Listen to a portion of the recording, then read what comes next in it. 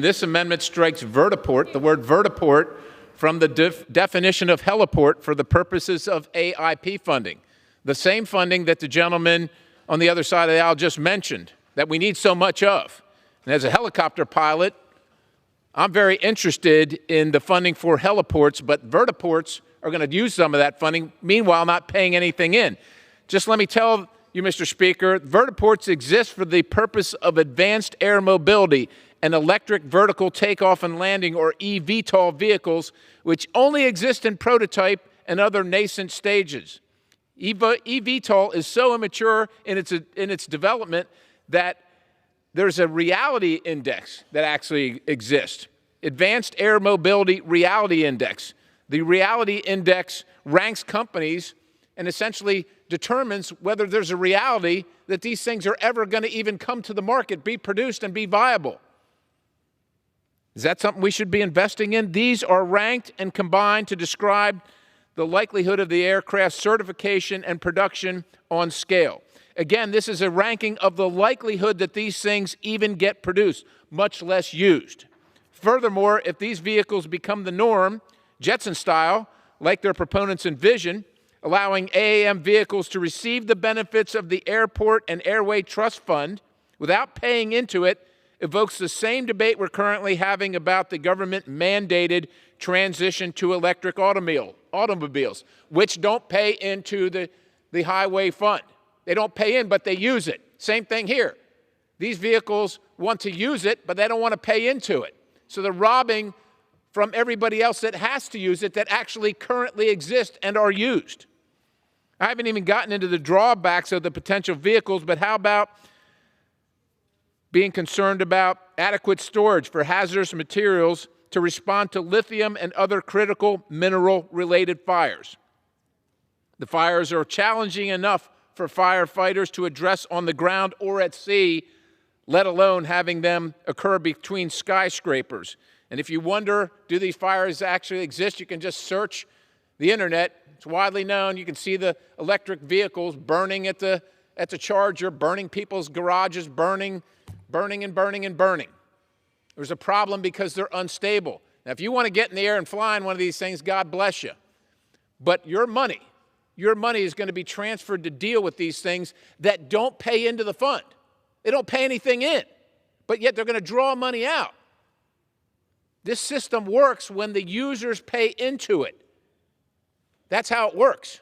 Otherwise, these folks up here are going to have to pay extra because there's not going to be enough money in the fund to pay for all of it without a reserve.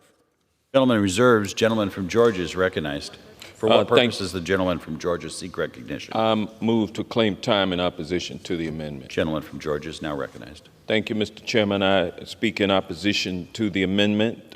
My friend on the other side is well-intentioned on this. However, we may be putting the cart before the horse. This bill would strike the requirement in the underlying bill for the FAA to update the definitions in regulation to classify vertiports as a subset of heliports. The term vertiport is already being used in the advanced air mobility AAM industry to describe points at which these advanced aircraft can safely take off and land. The updated definition in the underlying bill will help to create a unified system for vertical aviation infrastructure, including for electric aircraft, and provides necessary regulatory certainty for this emerging sector to grow in the United States, and also sets the stage for the assessment of revenue by which we can continue to keep the system upgraded and available for all, including these aircraft that will use the vertiport. And for that reason, this is about planning for the future, laying in the regulatory groundwork for the future. For that reason, or for the reason that we need to do this, that's why I oppose this amendment, and I encourage my colleagues to do the same. And with that, I will reserve the balance.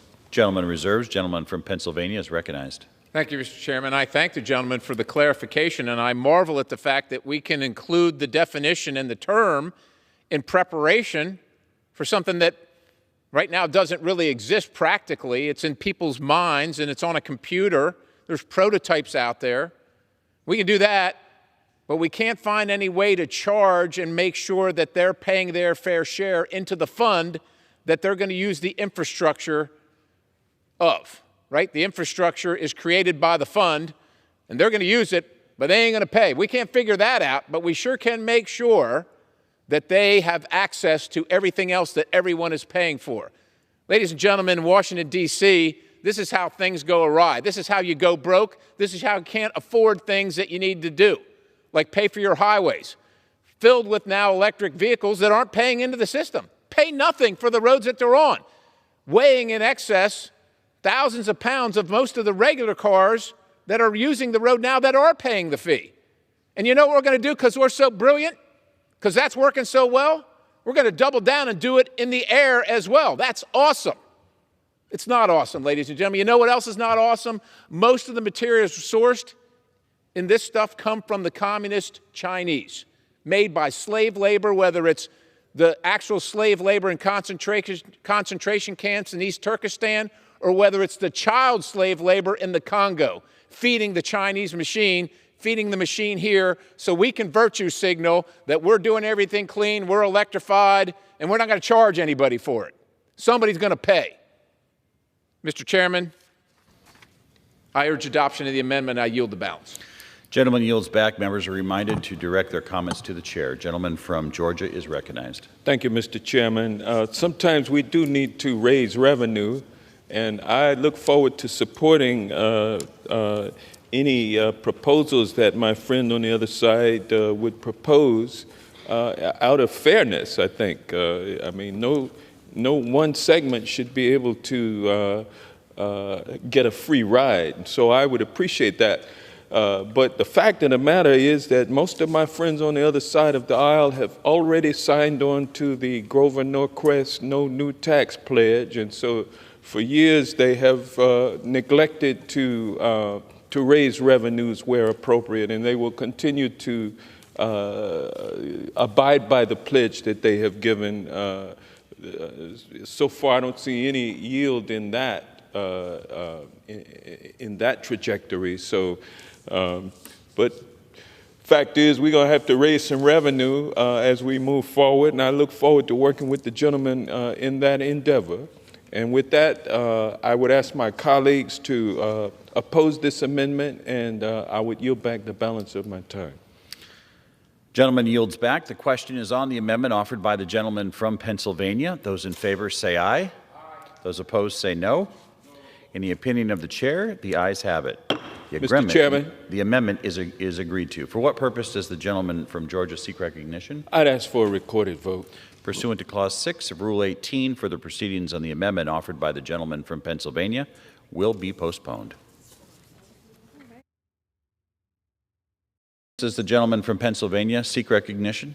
Mr. Chairman, I move that